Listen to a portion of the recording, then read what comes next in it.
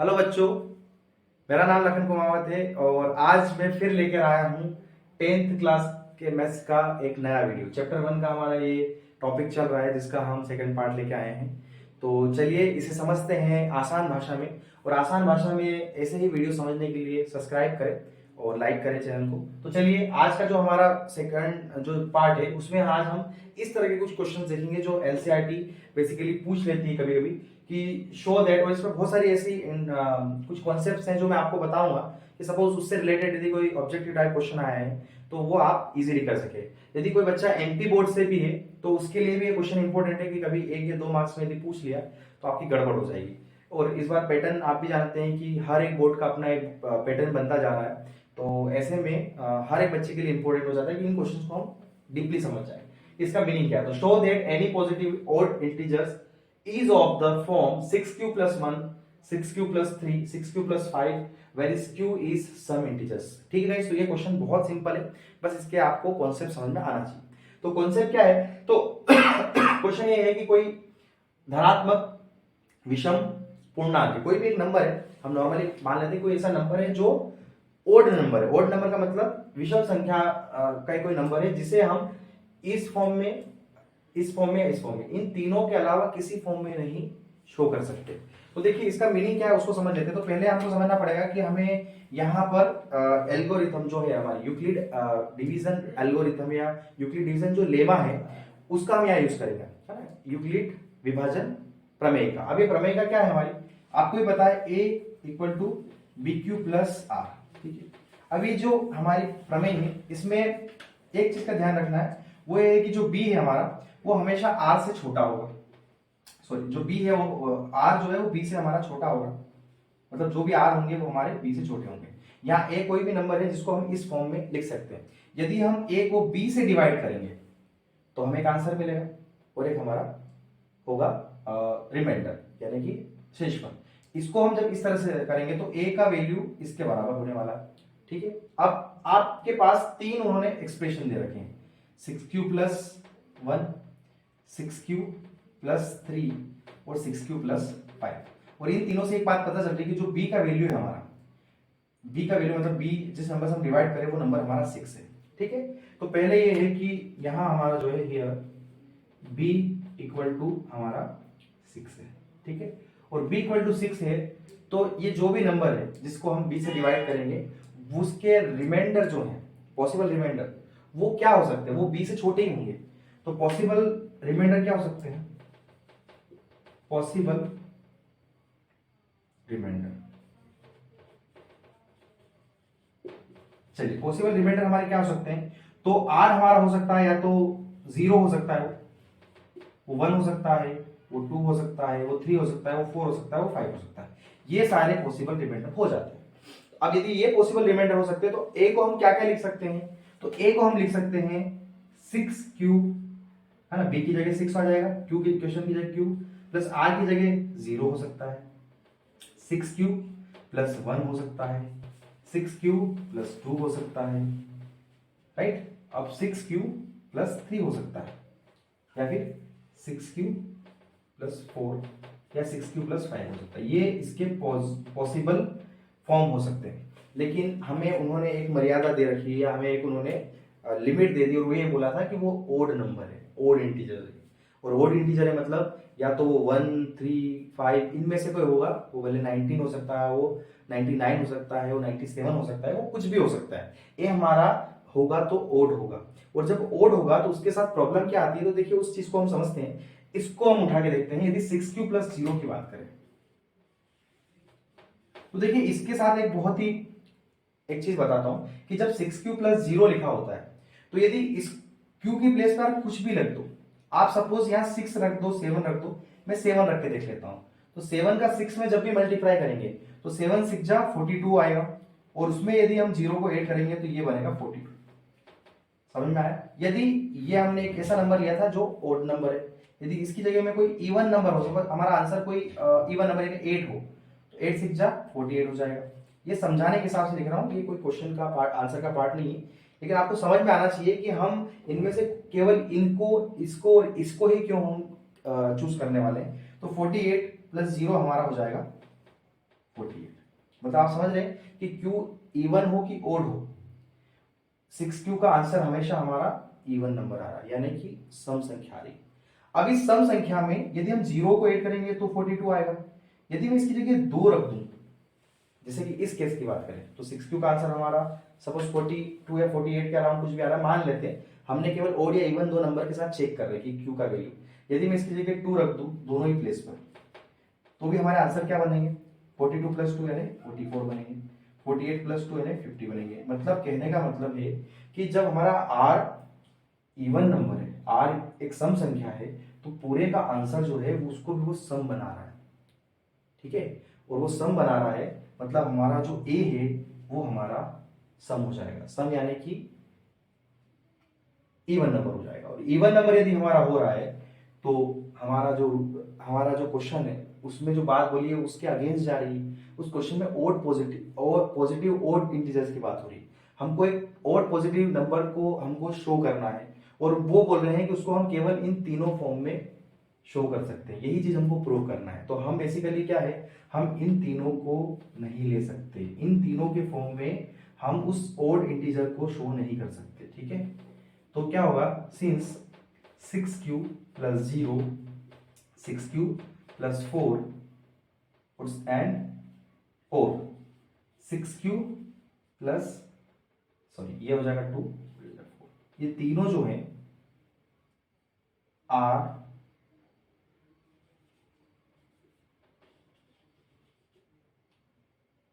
Show even number, ये तीनों even number को शो करें। जैसे कि मैंने अभी आपको सॉल्व करके बताया, आप इस क्यू की जगह कुछ भी नंबर ले लीजिए, आपको हमेशा 0 के साथ जब रखोगे तो वो आपको इवन नंबर मिलने वाला है, पक्का है। अब इवन नंबर है, शो इवन नंबर, तो हम इसको नहीं ले सकते क्योंकि हमको तो ओड नंबर के फॉर्म में शो करना है। So we can show any positive odd integer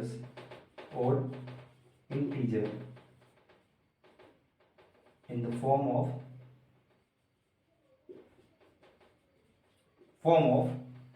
6Q plus 1, 6Q plus 3 और 6Q plus 5। इस क्वेश्चन में ऐसा भी कहना है कि हम उस odd इंटीजर्स को केवल 6 से डिवाइड कर रहे हैं, तो जब 6 से डिवाइड करेंगे तो हमारी केवल ये कंडीशन बनने वाली है, ठीक है गाइस। तो इस तरह का हमारा क्वेश्चन है, वो एक कुछ भी हो सकता है, लेकिन जब 6 से डिवाइड होगा, वो कौन सा भी आप ऑड इंटीजर नंबर उठा लो, यदि वो 6 से डिवाइड हो रहा है तो आपको इसी तरह के तीन हमेशा आपको रिमाइंडर 1, 3 या 5 के फॉर्म में ही मिलने वाले हैं। आप भले प्रूफ करके देख लीजिए, कोई भी आप नंबर उठा लीजिए। यदि मैं यहाँ एक दूसरा नंबर ले लेता हूँ, हमारे पास यदि कोई भी एक नंबर ले लेते हैं, जैसे हम 19 की बात कर लें, तो 19 को यदि हम 6 से डिवाइड करेंगे तो आपको भी पता है कि ये 3 टाइम कट हो रहा है, मतलब हमारा Q हो जाएगा 3 और R हमारा हो जाएगा।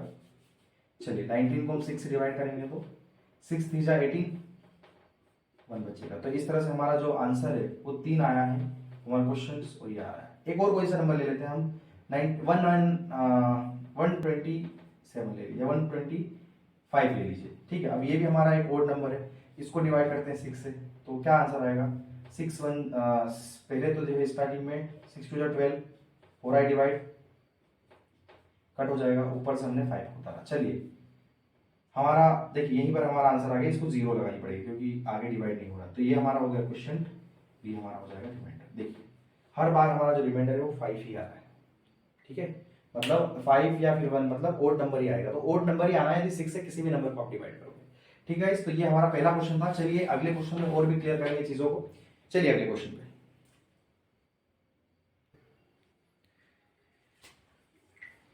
चलिए दोस्तों, तो एक और क्वेश्चन है जिसमें हम इस कॉन्सेप्ट को और क्लियरली समझेंगे। ये हमारा एग्जांपल 2 लिया है मैंने, जो आपको आपकी बुक में मिल जाएगा। Show that any positive even integer is of the form of 2Q and that every positive odd integer is of the form 2Q plus 1 whereas Q is some integers, ठीक है।